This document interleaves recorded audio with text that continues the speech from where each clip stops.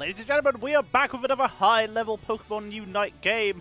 And well, I saw these rosters and I figured I have to cast this. When is the last time you saw a high-level Trevenant game? The answer is not very recently. Same with Gengar. Not actually seen that recently in the higher levels of play. But again, this is post the Duraludon nerfs. We're still seeing 2 Duraludons, so we're going to see that. And we get a Cramorant, one of my absolute favourite characters in the game. So, let's introduce our players, ladies and gentlemen. Starting off, we have Flojo 1003 playing that Duraludon. Currently on the Phantom, soon to be a Trevenant, it is Marymoi. We have a Scovant, being played by Dritosch, a Cramorant by Kobe98, and a Ghastly by DavozNL, which could be Netherlands, who knows what it could be. On the red side, currently trying to deal with the Scovant, we have JLBruno on the Duraludon, taking a little bit of damage. AFK in base, that's not good news. On the Rowlet, it is Nepty. We have SpartacusxTV on that Ghastly as well, but they have a skin, so they are clearly better. We have Jinbe on soon to be the Serena, and finally we have sitasita. We will go with that, playing on that Hooper. Spartacus coming down to the bot lane to help out sitasita because that Rowlet is still AFK. Very bad news for them. Serena trying to get back to their goal zone, but it's interrupted by Davos. That numbers advantage really playing in favor of the members of the blue team for the moment, as you would expect it to. Duraludon poking away as best they can in the top lane. Numbers advantage once again coming into effect as Duraludon is killed off, and quite a few points are scored in as Greedent appears. The irritating squirrel is ready for battle. Cramorant Kobe continuing to farm down here in this top lane. Sorry, up here in this top lane. Duraludon steps up once more. Looks like we are going to go with the classic CC style of Cramorant play. Go with that Whirlwind. See if that continues for the entire way as Davos gets more points. Duraludon making their way back in, and Rowlet still unfortunately AFK. Spartacus grabbing a little bit of extra experience and of course healing up with that berry. Hooper poking it as best they can, utilizing tricks so that they can try and poke in and escape without too many difficulties. And look who's here! Rowlet makes their way to the board. Nepty is online and will begin farming up to try and catch up with their team as they are a solid few levels behind. Actually, they're still the same level as Hooper though. Passive XP, pretty valuable. Going in deep for Kobe, doing quite a bit of damage as Dragon Pulse comes out from Bruno, but we still see Rowlet biting the dust. Engage onto bot lane though with a slightly better XP level here. Spartacus goes deep, picking up 1 kill. Phantom gets that passive healing from their trade as they're trying to move in. Quick berry steal from Spartacus, but that's still going to be seeing the Serena go down as we're seeing a very aggressive charge here. Here comes Kobe with the surf. CC Cramorant picks up the kill. Very nice job there. We're seeing a lot of aggression. Red team still coming out on top. 76-0 there. Quite the difference. Top lane, though, getting pushed in. Everyone has abandoned it as they are setting up for Dreadmore, which does mean that there's a positional advantage and the opportunity for a couple points available to Red Team, who are actually going to use their Stealth Rocks to try and get themselves a Rotom as well. On the other side, though, this is almost guaranteed to be a Dreadmore for the blue team. Trevenant able to pick that up in the end. Serena, the last person available in this fight, will get taken out, as we already saw the loss of Hooper earlier on. Here comes the turn of the attempt, and Gengar trying to interrupt it, but is now completely CC'd out. Here comes the Horn Leech, and actually, Gengar sneaking away here, goes in deep, tries to get the counter kill, will go down though. Very aggressive, very brave. Cramorant ultimate snipes Hooper as well. And blue team continue to extend their lead. Rotom did come in for the top lane, and as such, a couple points are being scored, and the top goal zone does go down. Bot lane push, though, still happening. We will see the death of blue team's Gengar. And suddenly, that's a little bit of a rough position for Greedent, who will be forced to boost out. And with that Bullet Seed, but being chased down there, they really want to try and get that 1 more kill. Speed boost with the Covert, and Horn Leech from Trevenant, able to get them out of there. The Curse was used as well for a little bit of cooldown reduction. They're getting focused down, taking a huge amount of damage here, but Marymoi able to get out of danger. Very close to death there as they go back in for another kill. Massive charge. Serena getting the knock-up onto Gengar, but Gengar dive into the backline. Ruination comes out, but it's already the kill onto Greedent, and blue team dominating this fight. Looking for more. Down goes red team's Gengar. Hooper was dashing in to try and pick that up, but was unable to do so. And blue team again extending their lead 166 to 86. But in the meantime, coming back from AFK, actually getting quite a few points in. It's already, after coming back, the points leader for their team. Level 62 points scored in. Level 10, meaning they're actually quite close to the rest of their team here. Trying to push in, top lane 1v1. We will see that Decidueye go down. Here comes the backline kill from Spartacus. They're able to get rid of the Crabrat very quickly. Looking for Green as well, and red team this time have been able to take a dominant fight. Gengar though, still hovering around, looks for the dive in, tries to pick up the kill, but massive numbers advantage for the red team. Means they will get the kill, and they will get that Dreadmore. On the other side of the map, though, we are seeing Flojo grabbing themselves a Rotom. Decidueye was nearby, but didn't seem to want to contest that, and was just farming up even more for a little bit of experience, but now will be forced to kite out, gets the trick, they push it forward, and that will likely be a kill onto Duraludon, who stepped up to try and push this Rotom, but was very much outnumbered and will be caught out and killed off. Another opportunity for red team to get back into it, as they've actually managed to take themselves a point lead here. Really creeping their way back into this game, managing to push their way into an actual contested position. Very nicely done. Better late than never from Nepti our Decidueye here. Spartacus continuing to farm up as best they can, already looking very aggressive. They have that Shadow Bomb nice and ready. Can they make a lot happen with it, or will they get zoned out effectively? Trevenant diving in, it gets that natural cure for that little bit of extra healing, uses the Horn Leash to try and dash away, but Gengar with that follow-up dive, easily able to pick up the double kill.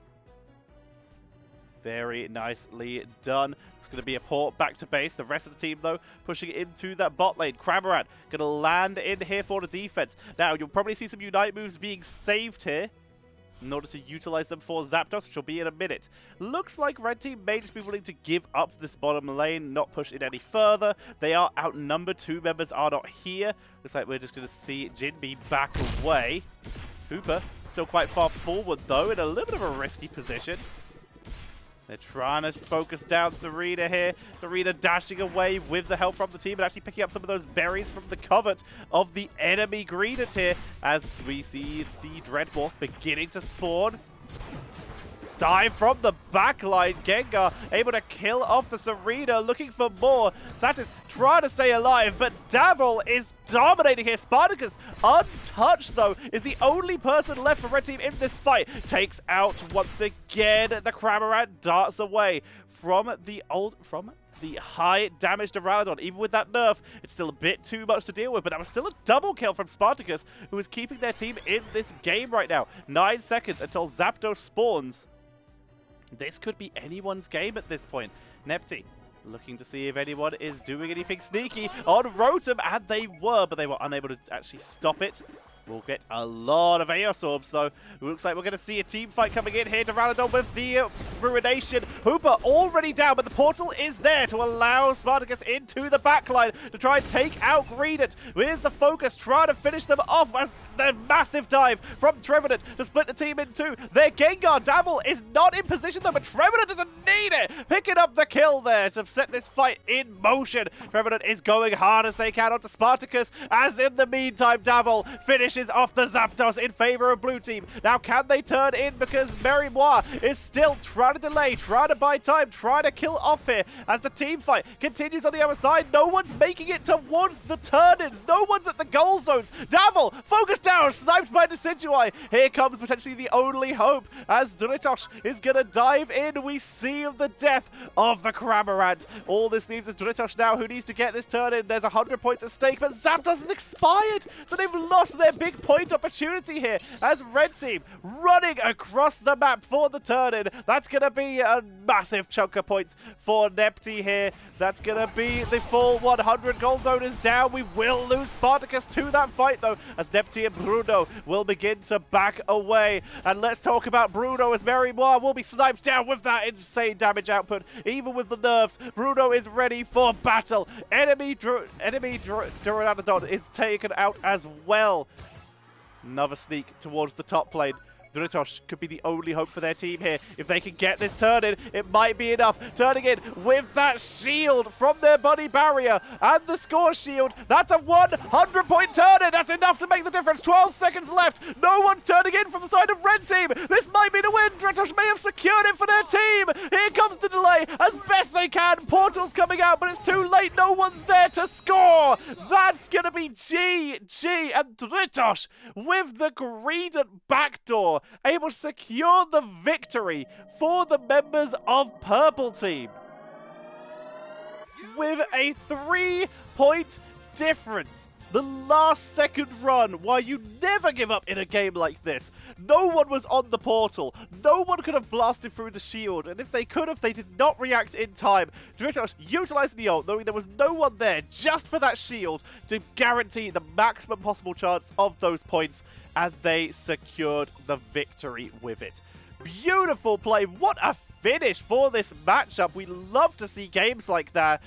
Dritosch, the absolute MVP here. Only 1 kill, 7 assists, still contributing. Here are the talents so that you can take them as you wish. Is, of course, a lucky tail greedent here. Very common these days. The Surf Whirlwind for Kobe, standard style. A Dream Eater for the Gengar. A little bit of extra sustain there. A little bit of healing. On the same build, on the other side, Shadow Ball Dream Eater. Looking pretty normal across the board. Trick Shadow Ball for I never pronounced this name right. It's sitasita. Bruno, Stealth Rocks, and that Dragon Pulse.